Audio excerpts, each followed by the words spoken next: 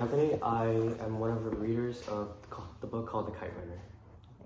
How would you describe your overall experience reading this novel? Honestly, I think the book is great, and there was a lot of, the book itself, it's very dark. A lot of traumatic stuff was happening, but it was a way for the author to give a lot of life lessons for other readers. Okay. What would you say would be the significance of the way the author wrote the book? The significance, right? Okay, so basically it was on a first person point of view, and because of that, we were able to see the main character's, like, his internal thoughts, his feelings, and like his motivations, and we basically saw the world on the way he sees it. And because of that, we were able to have a much more deeper connection with the main character and basically the overall story. Who is the main character? Okay, so the main character is Amir, and basically he's on this path of redemption after leaving his friend alone, getting like raped and like brutally beaten up in front of people who were discriminating them. And those guys were, one of them was called a Seth, and then the other two were like basically like his buddies, I guess. So how does the author use figurative language to affect the reader's experience? Okay, so one of the figurative languages that I like the most in the book was, I'll read it right now to you. So, he clicked the safety on the gun, pointed the barrel to Baba's chest, heart pounding in my throat. I buried my face in my hands. The gun roared. It's done then. I'm 18 and alone. I have no one left in the world. Baba's dead, and now I have to bury him. So this figurative language was a hyperbole, and so basically the part where I was saying the gun roared, right? That was basically the author was trying to exaggerate the scene of the situation, and it was basically to show like how scary and how violent everything was happening, like in the book, and also how Amir was like really afraid of losing his father, and he started overthinking everything. That was to exaggerate like how an individual would react to basically seeing like a member like die right in front of them.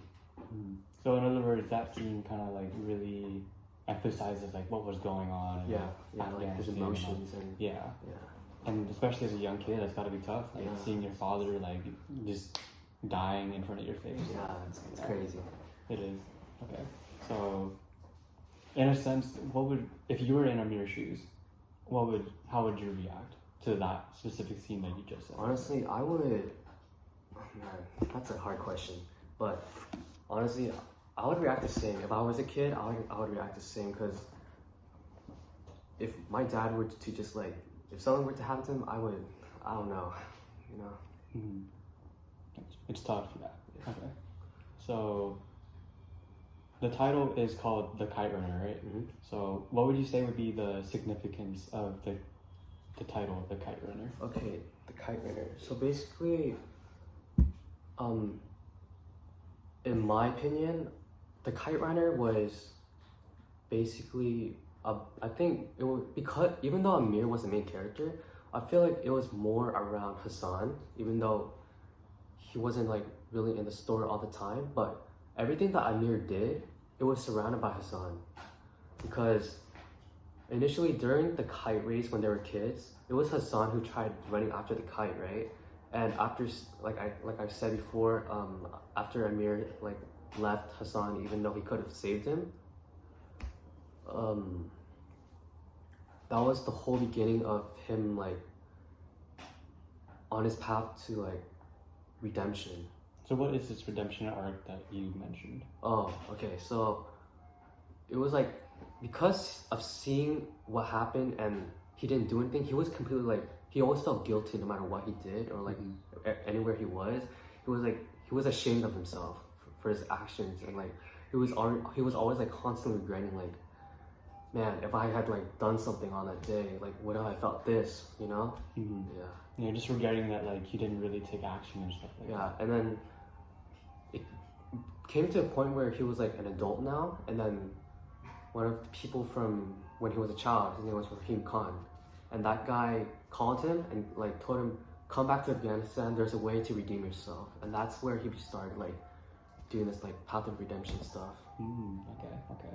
So what would you say would be the overall theme of the novel? I think the overall theme is on guilt and redemption, because of what he did, right? What he did, and that brought him guilt, and all that things were happening to him.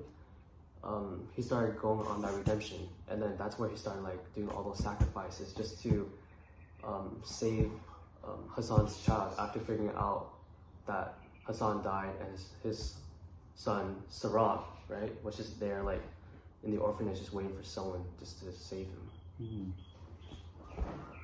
So what was your favorite part of the novel? My favorite part, I think it was the ending, right? Let me try to find it. I think, okay, so it was on page 371, and where everything was all fine now. They're back in the US, and Amir finally brought Sarab back to the US and saved him from Asif after being brutally beaten.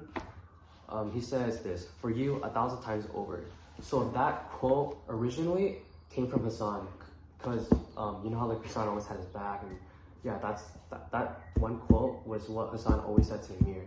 And after because Amir said that to Sarab, that was like my favorite part, because it shows like how Amir finally changed as a person, not physically but also mentally. And that's basically how like